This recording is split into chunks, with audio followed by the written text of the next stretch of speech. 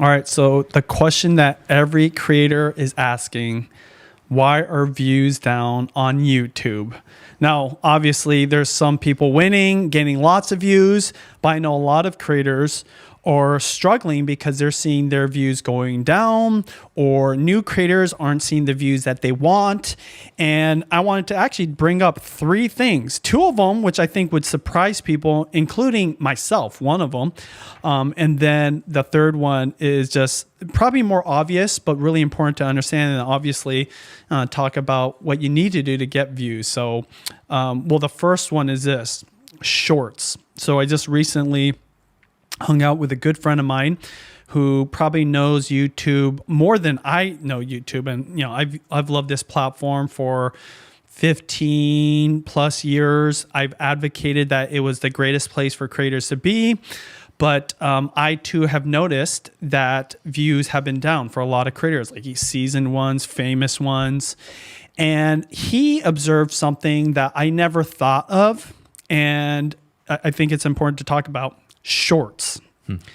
Shorts is a format that came onto YouTube a few years ago, obviously compared to TikTok. And it's obvious that people are watching shorts. It's getting lots of views, but where it's affecting people's views is on the For You page. So when you go to their desktop, you go to youtube.com, or you open up the app, the first videos that are shown to you sometimes are shorts. It happens for me all the time, actually. Yeah, and so let's just take the YouTube app.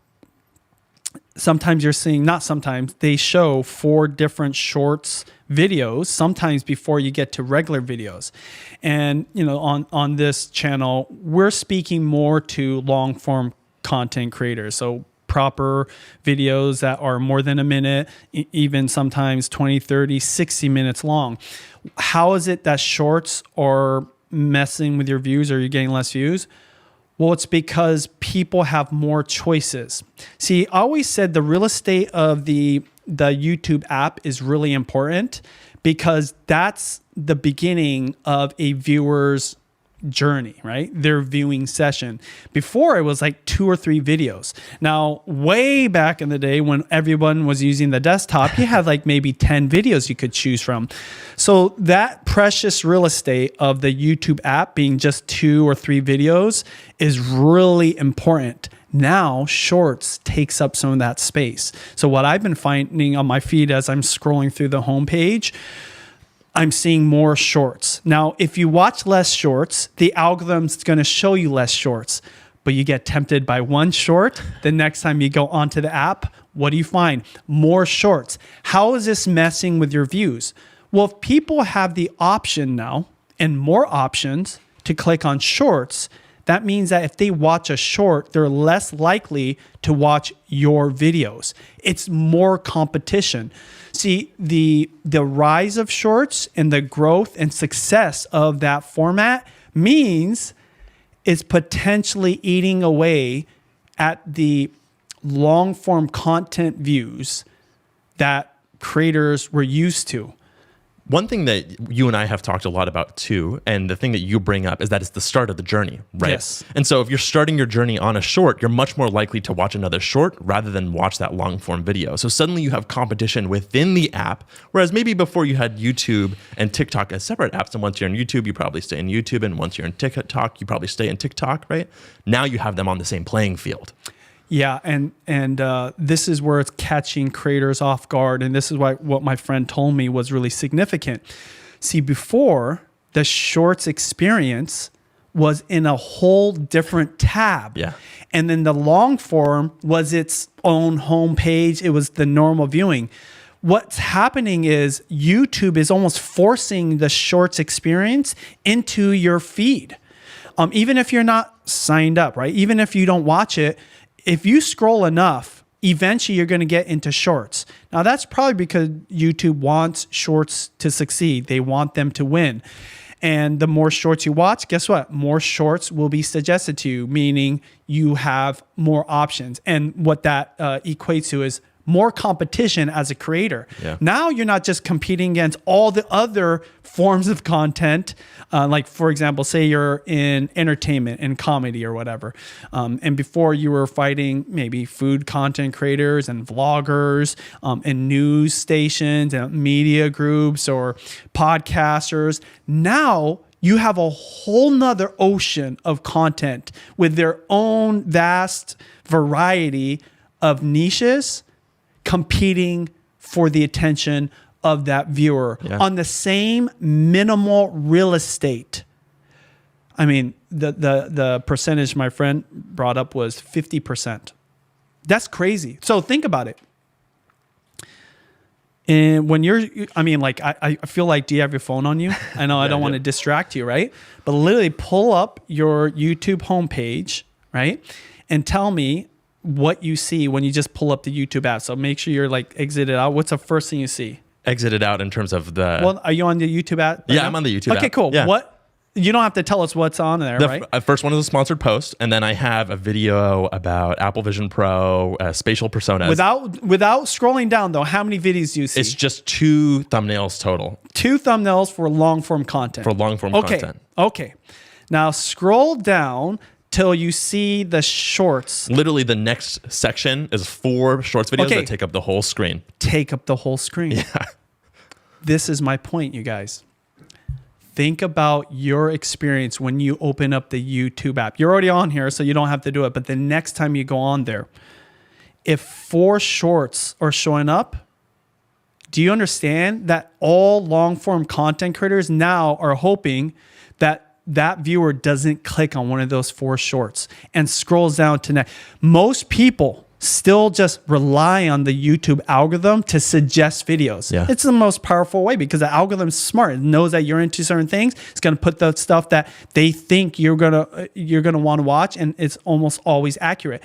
Versus when you go to the search page and then look, right? But even on the search results, you're seeing YouTube shorts. So not only on the homepage, on the suggested, but in the search, YouTube is putting out shorts. And that real estate is so precious, right? And you're not just competing against the search results. In this case, you're competing against the whole world of YouTube and all the options. And I thought the reason this is significant is because when shorts first got rolled out, it wasn't competing on the homepage. Now it is competing. Now it's like one in the same thing. Was shorts? I think shorts was on a whole different app at the beginning. I don't remember, but I mean, at the very least, before shorts was a thing, TikTok was a thing, right? Yeah. So you had the same effect. For sure. And so the reason, and then, I mean, this is a longer discussion. The reason YouTube even got into shorts is because the platform TikTok was so competitive. Exactly. Okay. So the same way TikTok was stealing people's time and attention away from YouTube, guess what? I mean, like, and some creators want TikTok to go away, right? I know that our government's trying to ban it from America. Do you understand that the same thing's going to happen, but within YouTube with the same type of format? And guess what? The same content creators. So if you thought your views were down now as a long form creator, it could potentially be even more down because all those TikTok creators are going to now go to YouTube, which, by the way, they're already coming here anyways. Yeah. So this is why I think this is the first thing that creators should understand about why views could be down, because you're just competing against way more short form content than ever. And it all starts at the homepage. And secondly, even the search results have a YouTube shorts. Anything else I'm missing here? No, that's it. Yeah. So I guess what's the takeaway? Well, we're going to get into longer ones at the end of the podcast. But the quick takeaway is understand this. Your thumbnail, even more important. That's very Your true. title, even more important. Your videos, really important. Now, I'm not telling you to do shorts. I personally don't do shorts, but it is something to seriously consider, because if you do watch a long form content creator and you like their content, but you're also the type of viewer that likes shorts, if that content creator you love has a short version, the algorithm's very likely to promote both of you. Yeah. So if you want to capitalize on that real estate that you're missing out on as a long form creator, making shorts, definitely something you want to consider. Now, I don't want to get into this long ass discussion about should you do it on the same channel or not. That's not what this podcast is for. I'm just kind of bringing up points that maybe is not on your radar. And if you understand that, it's going to help you maybe have a little bit of grace and forgiveness for yourself for not having as many views. All right. The second reason creators are seeing less views because of artificial support from the YouTube team. What do I mean? It's not a new thing that YouTube is trying to pull up new channels and suggest them to viewers. So a lot of new creators are finding that they're popping off right at the beginning. There's even thoughts that if you want to start something new, a new format, just start a whole new channel, because the algorithm is literally being set to look at these new channels and these new videos and give it a little bit of love, right? Yeah. And guess what? Just the same way as shorts, that new video, that new channel, that new creator being suggested, it takes away from the real estate that's already super precious. Yeah. And this is artificial support. Again, it's weird that it's kind of related to TikTok. What was TikTok really known for? TikTok was known for bringing somebody that's never created content and making them viral. Yeah, you're way more likely on TikTok to have nothing videos for, getting tens or hundreds of views for months at a time, and then just have one day randomly one video pop off and get 1 million views. Totally. And that's just the nature of just short form creator. You can short form content. You can watch so many more, like TikToks in an hour session than you can long form content. One way to think about that is that a fail is less impactful on TikTok when they recommend you something. So you can just scroll past it. Whereas on a long form video, you have to buy in a little bit more, and it's more costly to suggest the wrong thing. But what you're saying is that YouTube is willing to take that risk now to give these smaller creators more of a chance. 100%. So we already talked about shorts in its relation to TikTok, how it's taken up more space. What's this have to do with the artificial support the YouTube team is getting to new channels and new creators? Is exactly what you said. One of the things that made TikTok successful is it made people think they are a creator, or more scary, an influencer, right? Because they have all these views. What do we know about a lot of TikTokers? They might have millions of views, millions of followers, but they can't even make a full-time living. So it's like this facade. Even their followers like, oh, they're living the life. No, they're like taking out loans, using their credit cards. They may be getting deals, but because they don't know any better, they're getting paid $100 for a sponsored post when they could be making like 10 grand. Like, it's been that stark of a difference because people are getting to success. Well, I'm doing the quotation marks, success way faster without having the ability to learn not only what their value is, but what to charge for those. And that's just one aspect of it. Also, there's no AdSense there. There's no like revenue from advertisements that's steady. So yeah, it looks like, but so what YouTube was saying is like, hey, but it still gets people to want to create content. Because when you get that influence, you're like, I'm on my way. I'm just going to create more content. So this is why they started YouTube Shorts. But more importantly, on this point about rising new channels, they know there's something psychologically, if you give them a little boost of views at the beginning, that's going to make them want to create more content. So what you're seeing is more and more and more than ever, people's sometimes crappy content getting views. And I'll tell you, same thing. Go back to your YouTube page next time, or just think about the last few times. Have you scrolled through your homepage and just randomly saw a video that as a creator, you're like, wow, this is the worst thumbnail. And the title is, like when somebody is a total beginner, when they do a title that's actually 4 different titles, right? They do a title, they do a little line, another title and the line, another, because they're trying to rank for it. And they just don't know. Like, that's just not how YouTube works anymore. They're like, I'm going to put every single keyword, every single phrase. And then, as seasoned creators, we're like, oh yeah, like horrible thumbnail. 100 views. Yeah. Like, why is this showing up? Because, as creators, we always thought the best content is going to show up because it has the best chance to get clicked on and to get views and keep people on the platform. Why are these new channels? It's because of this thing I'm talking about, the artificial support from the YouTube team for new channels. Now, I'm not here to judge whether that's a good or bad thing. Actually, for new creators, that's a great thing. It gives you a chance. They're putting you on. But as a creator that's been noticing your views going down, another reason that people aren't clicking on your video, because this is another option and ultimately more competition for the limited amount of attention. Remember, we just talked about it. It's either 2 long form pieces of content on the app or 4 shorts. And they have to scroll down. But if those 2 videos are really, really good, and then the other 4 shorts are really good, they're going to click on it. They might not get to your video. This is why content has to be quality. Like it has to be very good. That last thing, I know you have something you want to say, Austin. The other thing I'm going to say is just a weird observation. I've never noticed one of those new channels or those like creators are trying to pull up be the first 2. It's always been like the 3rd or 4th or a little bit down, right? Because they know that if we put a video that potentially is not that good and they click on it, they don't like it, they might not only not watch the video, they might leave the whole platform if that happens enough times. I mean, what's your observation with these new creators with barely any views showing up on your homepage? Yeah, I definitely have noticed it too. And I think that you're right, that it seems like maybe YouTube is more willing to take risks the deeper down on your homepage that you go.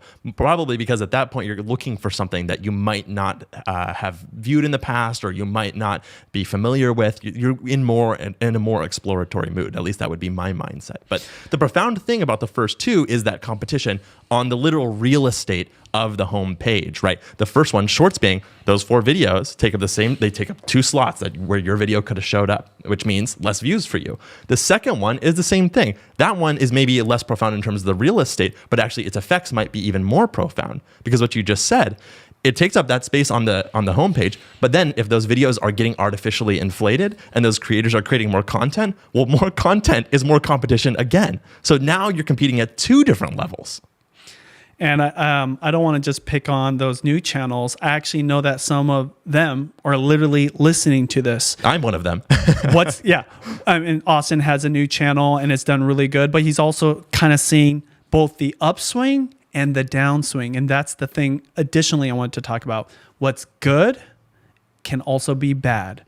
When it's artificial, there's some unintended consequences. So for those creators being suggested, what's nice is you get a little pump. Yeah. You get some more views.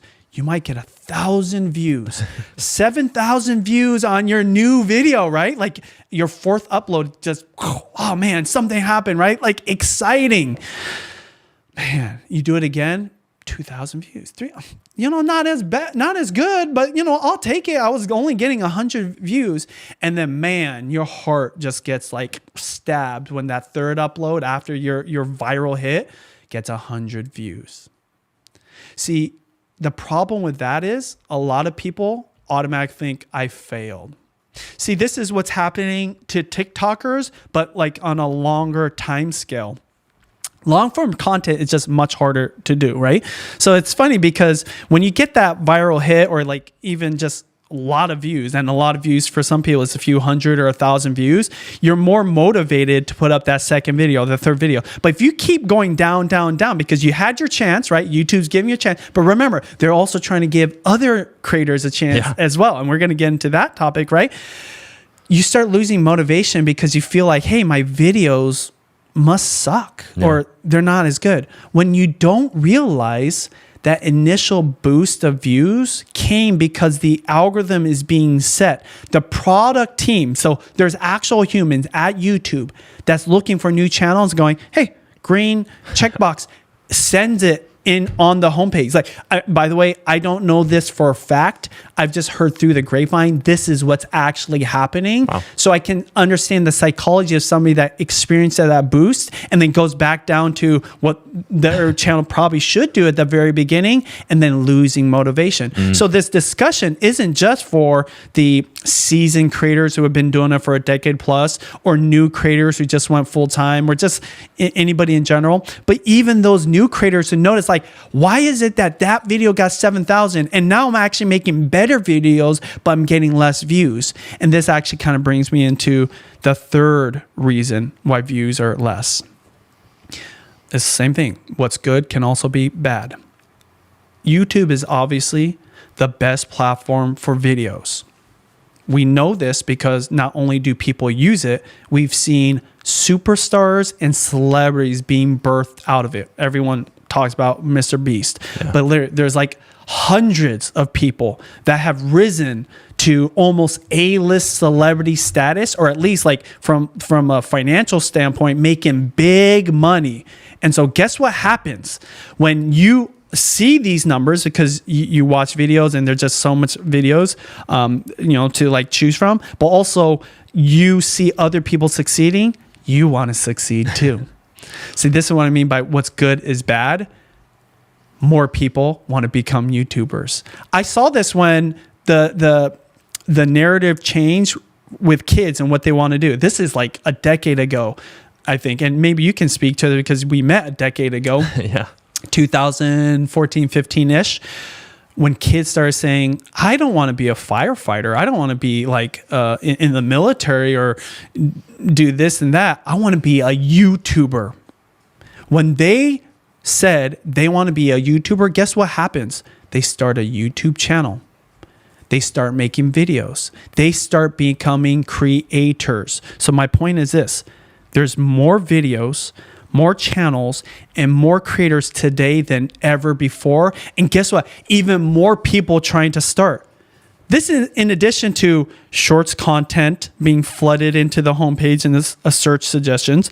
This is on top of YouTube artificially rising up new creators and putting them in those feeds. Just more people are putting up more content. My Lord, now there's a podcast tab. There's a podcast tab. There's a live stream tab. There's the videos tab. There's a shorts. It's kind of crazy to think because there used to only be one tab, which was like your videos. All four of those options. But I forgot, community tab. Yeah.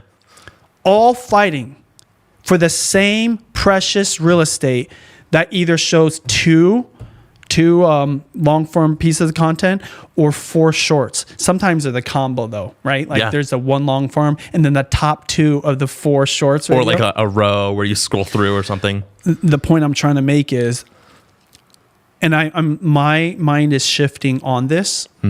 I used to say YouTube is getting easier. I actually think we're hitting a tipping point where YouTube is getting harder. YouTube's getting easier because if you've got great content and the algorithm knows you've got great content because it sees that it's keeping people's attention, it's going to promote you, okay? But the problem is there's a lot of content creators. There's a lot more channels. There's a lot more variety to choose from as a viewer.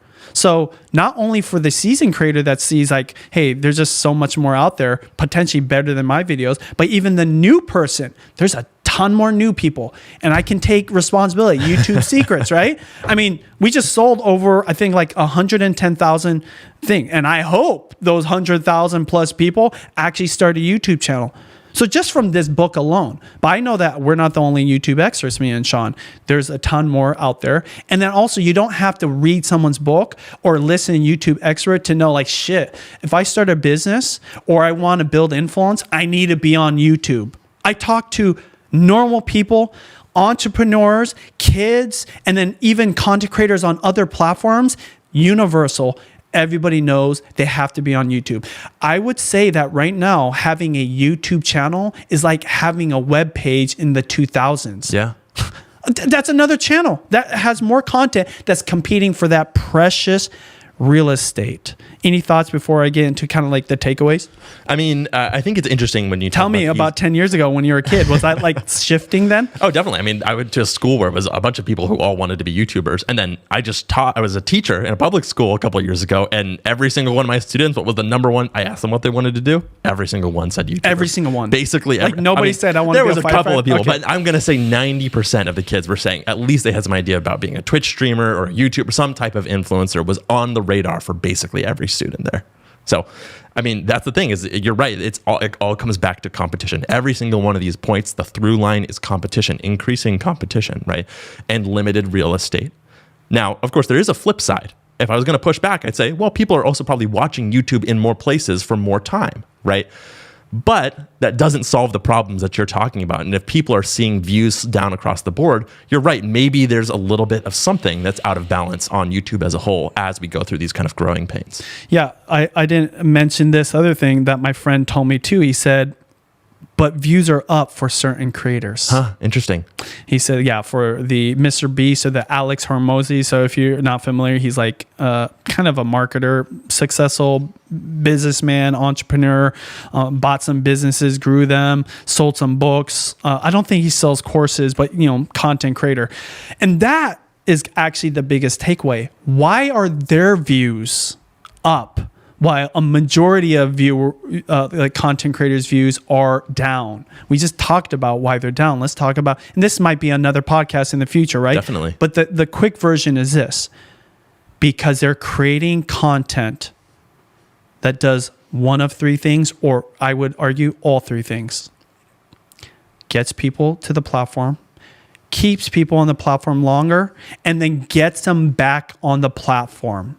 Well, let's talk about the first one. Gets them there, okay?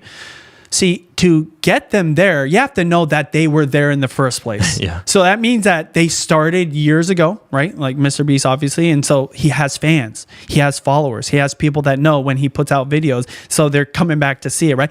He gets that credit coming here. There was this thing years ago that if you're just somebody that got people to the platform, even if they didn't watch all your videos, for the rest of the 20 minutes of their YouTube session, you still got that credit. So like it was like a good check mark on you. Yeah. So that was like one of the keys, daily content. This is why vloggers blew up, among many different reasons, right? But getting them there. So what's the takeaway for us? Well, we got to get them to YouTube as often as possible. This is why I'm not recommending for everybody. But if you have more uploads, or if you're the daily uploader, not only does YouTube love that, right, and might more likely suggest it, but also the viewers like that. There's something this thing we're like geeking out on, the mirror effect, right? Yeah, the mirror exposure effect. The mirror exposure effect. Explain the mirror exposure effect, and then I'll talk about why that's important. Yeah, you see this all over the place. It's a psychological term, right? Where the more someone sees something, the more they gain an affinity for it. You see this like with a logo change. There's a huge reaction at the beginning. Everybody's all mad. It looks horrible. It looks ugly, whatever. And then over the next, couple of months, everybody forgets about it because they've just been exposed to it over and over, and then they gain an affinity for that. And then it changes, and then they're mad again, right? So the more you see something, the more you like it. And let me dumb that down for people like me, okay? Think about the podcast or the creator or just the channel that puts out content that you start liking and then loving so much that your viewing of that content becomes a habit where you literally turn on YouTube and hope the first thing that's suggested is their latest upload. We all have that, if not just one, maybe multiple channels, right? I know that happened. I think it happened for Joe Rogan, like at a really high level. Interesting. People just like, I hope he has another interview, right? Yeah. And he was just like slamming them out all the time. I know that, but it doesn't just have to happen with the celebrities. It can happen literally with anybody. This is why a Sam Sulek, right? Yeah. Is getting so much attention because people just like, it's becoming a part of their day or part of their week or whatever. So that's the first one. Second one is if you keep people on the platform longer, the reason vloggers, long form content creators, right? And this includes podcasts. Like I talk about Shay podcast, the Shannon Sharp one. His 3-hour conversation with Cat Williams has 62 million views. See, the way you take advantage of that is you either have a lot of content or you have a longer piece of content that's really interesting. So there isn't one way to do it. It's just whatever. See, this is where short form creators kind of have a weakness, because to create 3 hours worth of content, I mean, what's the math on that? 60, that's 180. Yeah. 180 shorts. You have to create 180 shorts versus Shannon Sharp talk for 3 hours with one dude. Now, Shannon Sharp is an NFL superstar commentator. Cat Williams, epic, legendary comedian. So, let's give them credit. But my point is this. They're not the only ones. Sam Solik goes shopping at the grocery store for 45 minutes and just gets 1 million views on that video. Okay? And you're giving people a piece of content or enough content to have those longer sessions, right? The second point is YouTube loves it when you keep them there for a long time. This is why my wife and I have won for so many years, because we have a long history of a library of content that they can binge watch if they want on different topics. So my wife and I, family vloggers, some of our more popular ones are when we take trips to Japan or we're in the Philippines. Well, guess what? People can literally binge watch hours upon hours and hours. The algorithm's smart enough to know if Benji and Judy went to Tokyo and they did something and this person watched 8 out of the 12 minutes, I don't know what the percentage there is. Pretty high, right? That person probably likes Benji and Judy's vlogs. Plus, they probably like this topic of Tokyo or Japan. So let's just put them out there. But if you don't have that library, you don't get that. And so you see what I'm saying? I do. It's either the 3 hour long podcast conversation, or it's 30 videos that are long form content, or the harder one, I would argue, it's easier to get viral, but it's harder to get these long sessions, is 180 shorts. Well, one thing to think about too, right? With 180 shorts, there's a couple of ways that they can get to that point. And if you have 180 shorts, that means you're competing 180 times. If you're That's a good point. If you have one long video for 3 hours, and if a big point that YouTube wants to get is to keep you on the platform, you only need to win once. And yes, you need to keep them there, which is a difficult task. But I would argue that's much easier than winning 180 times. Yes. And the third one is getting them back to the platform again. See, this is why reps, this is why constant, consistent uploading week to week, better than that, multiple times a week, even better than that, daily. Now, the reason you wouldn't want to do daily is because if the quality went down. So you have to find whatever that balance is for you. But not only does the algorithm love it, but those people that experience a mere exposure effect, the ones like me, it becomes a habit in your day. They love it. Yes. What's crazy about this, and this is where YouTube right now is going back to the OG days of the platform. We're talking about the 2005, 6, 7, and 8, maybe a little bit of 9. Even talking head videos, even mukbangs where people are just eating in front of you for an hour, even 3 hour conversations with just one angle is winning, because once you've been sold that this person is entertaining enough or educating enough, you will listen to a lot of their content, right? Because you don't have to switch it.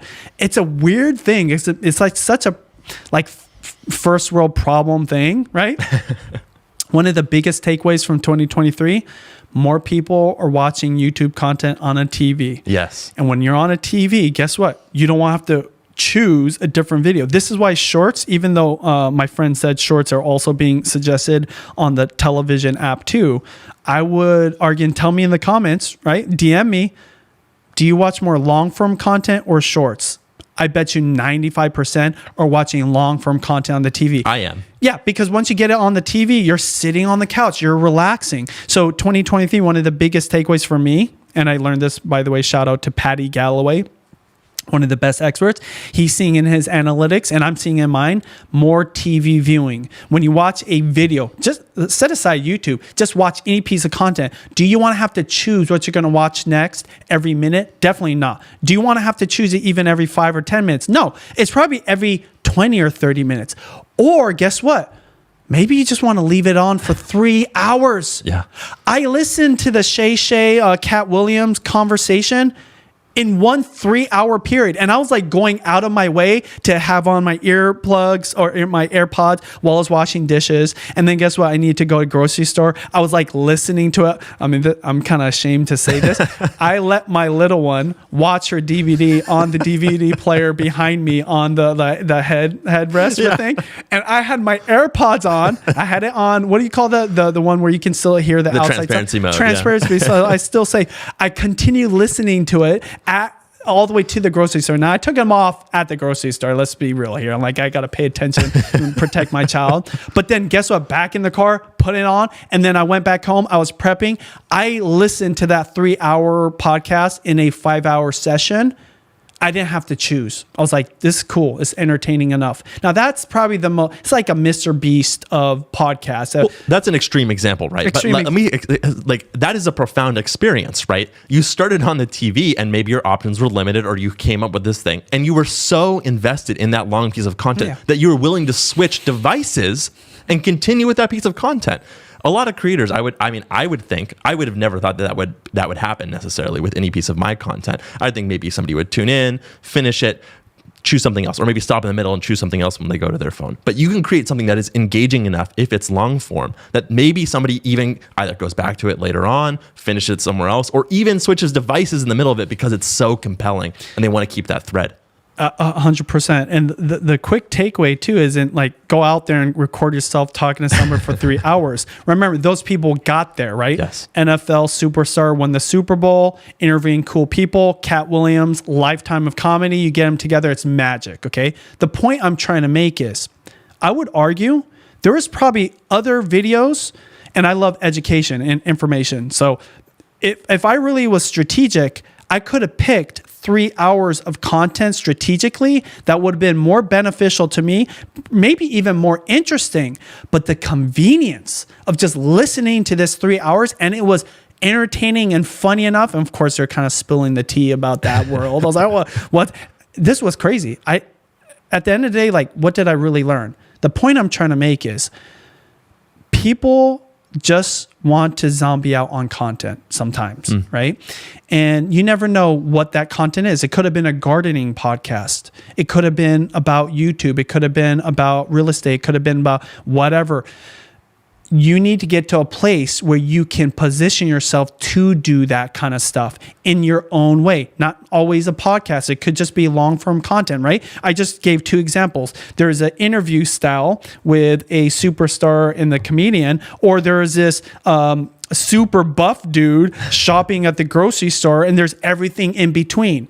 So the takeaway for you as a creator, how do you get people to want to watch your videos in the first place, because it does something for them? Secondly, how do you create content that's, important enough and prove to them that it's special enough that they want to watch it? And then the third one is, how do you get people to come back? I kind of went off track there, right? How do you get people? Well, you do that by reps. Yep. And this is a thing I'm obsessed with more than anything. This is why the daily uploaders or the weekly uploaders over a long period of time win, is because I talked about shorts. It's very artificial what's happening, because they're like suggesting shorts because they want to beat TikTok, right? Secondly, they're getting these new channels, so it's competing against like other creators, and it's also competing against other new channels that are doing really good stuff. You have to out-survive all these. By the way, this is not new. This stuff has happened over the course of the last 15 years I've been a creator. It's just always interesting that YouTube's always trying to do things to help the community. And to their credit, they're the best at it, but there's these unintended consequences. As a creator, what's most important is that you don't worry too much about it, or you don't overthink why your videos go from like 10,000 views to like a few hundred views. Just always be focused on the people you're trying to reach and the content you're creating, and always improving that relationship and improving your content. Because what I know about YouTube as a organization, and especially the algorithm, Remember, both of those just represent the people that watch YouTube. They're going to vote with their views. So once they get over it or their interest change, guess what? There's going to be people, because you did say one thing that we didn't really hit on very much. YouTube viewership is just going up, especially if TikTok gets banned. It's definitely going to go up. So the question is, how do you be those few creators that are getting a majority of views versus the other ones that's losing the views? And at the end of the day, in addition to reps, being consistent, showing up more, is creating better content. That's why it's not quantity or quality. It is both. Where you're at in your creator journey will determine where you focus on. But if you want to be one of the greats, you got to be willing to show up often and show up great. That's all there is to it. Love it. Can I tell you my takeaway? Yes. The number one thing that we started with is that views are down across the board for the most part. We've colored that in a little bit, right? The word that comes to mind when you say that is growing pains, right? You just talked about it. There's growing, which is great, but there's a little bit of pain that goes with it. And what is that pain? It's those views going down. And that is the effect of competition, right? And so when we talk about competition, there's a ton that we've talked about throughout this podcast, right? But the important thing that I kind of think about when I think about my takeaway is how I'm going to get smarter about where I'm competing, right? When I sit down and want to go on YouTube, right, I definitely there are moments where I might watch a short or might watch like a 20-minute video or might watch a 3-hour long video, right? But usually I have a certain amount of time that I want to go see something for. And it's going to kind of bias me one way or the other, right? And so thinking about where you are getting those spaces where there is a lot more views being had on YouTube is the place that I probably want to be competing, as long as it fits within my capabilities, my time, and my ability to make high quality content consistently, right? So I'd rather compete in those veins where those views are gonna be, rather than go to the thing that maybe I've always been doing and be in this hyper competitive space during the growing pain period. For sure. Yeah, the growing pains are both with the platform and the audience and yourself too. Exactly. Right? Yeah. Maybe you're just not passionate anymore. Yeah. People can see that on the camera. So, we could talk for a whole nother hour about the growing pains. The point that you made, I think that's the biggest takeaway, and where we should end it is competition is good because it creates better products. Right? When there's no competition, then you settle with whatever you have. Exactly.